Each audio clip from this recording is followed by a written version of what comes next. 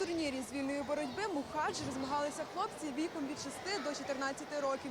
Перед змаганнями кожен із спортсменів пройшов фінальне зважування, а також провели розминку.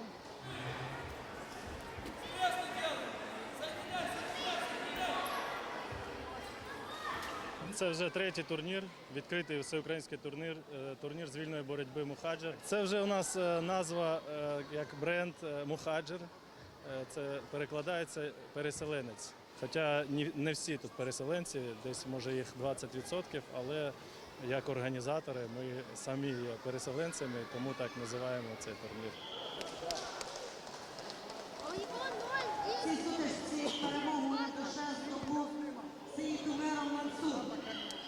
Мій син вдруге приймає участь у змаганнях.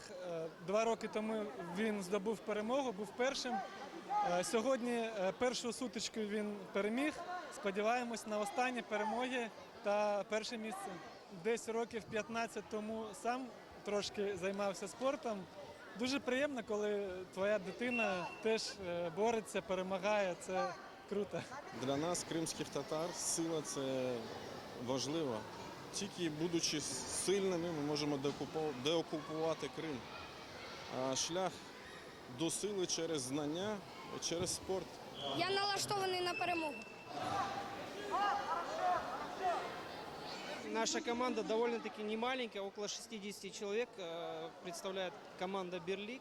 Президент спортивного клубу «Бірлік» каже, результат спортсменів залежить від підготовчого процесу. Создавать, улучшать условия для проведения тренировок и так далее. Я поїздом приїхав в Київ боротись. Емоції, шквал, дуже переживаю, більше, ніж сам виступав. Такі заходи дуже важливі для розвитку нашої молоді, тому що спорт – це завжди здоров'я, здорова нація – це залог успіху суспільства і нашої держави. Анастасія Терещук, Максим Терещенко. Новини на Суспільному. Крим.